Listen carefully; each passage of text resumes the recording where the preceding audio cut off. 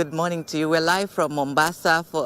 We are attending the ASO General Meeting. It's a rainy, chilly day here in Mombasa for the first time in a while. But just to take you straight to the conversation ongoing here about the one certification for all businesses across Africa. Certify it once, test it once, and sell it everywhere across Africa. To help us understand this more, I'm joined now by the KEBS Managing Director, Esther Ngari, to shed more light on this. Esther, yesterday we had a lot of conversations in regards to one certificate and what's the concept behind the one certification? Thank you very much, Trevor. What this means is that as Africa, we are agreeing on the harmonization of standards such that we do one standard and we make the one standard work for Africans. We realize that the intra-African trade is currently only at 16%. And at 16% compared to other regional economic communities, which are above 50%, we are way below, and we can make this happen. And the only way this can happen is by having harmonized standards, and then when products are tested in one country, they don't have to be tested again as they cross the borders. So that is the main concept. We would want our traders to be able to trade efficiently. We want to provide that passport for products crossing from one border to the other, and it makes it much cheaper for every trader.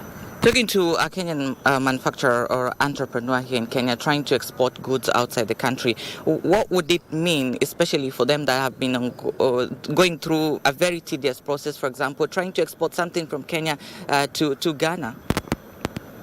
We have experienced challenges, especially where the standards are not speaking to each other. So if the standard for example, tea that is in Kenya is not harmonized with the standard throughout Africa, it means that we will test that product in Kenya, give it a certificate, but when it is moving to another country like Ghana, it means that they will have to hold the product at the port, pick samples, test it against their standards, and then if it complies to their standards, they will allow. If it doesn't comply, it means the product will be rejected. So having harmonized certificate means, harmonized standards means that once we test it, we are testing against the same standard, and then we will give certification, and that certificate will be recognized in Ghana once the product runs there, or in any other country in Africa, which then means it will translate to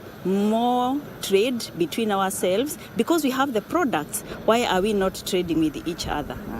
So finally, from me, MD, the idea is brilliant, but then do we have the capacity in terms of our laboratory capacities across Africa? Are we just focused on harmonizing the frameworks and the harmonization, but to forget that we need to also upgrade our infrastructure?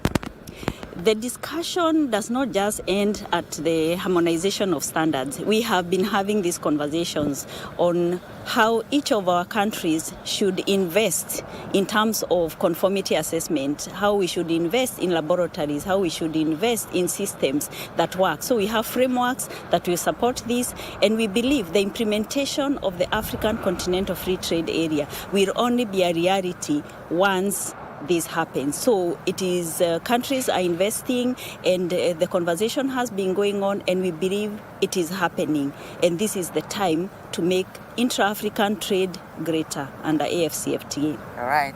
Thank you so much, MD, for your time. We appreciate it so much. Thank you, Trevor. Asante sana. All right, there you have it, the harmonization of standards to ensure that you can test it once here in Kenya, get it certified once, and also sell it everywhere across the African market. That's the call, and that's the dream. But to make it happen, all countries must come on board. That's all we had here from Mombasa. We'll have more in our subsequent bulletins.